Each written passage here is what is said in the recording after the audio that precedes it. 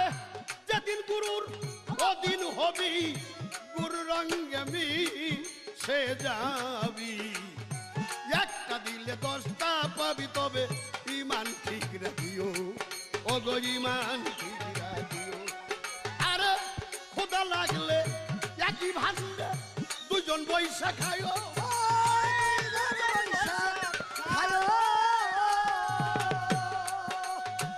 খোদা লাগলে একই ভান্ডে দুজন বৈশা খাইও ও গো গুরুকে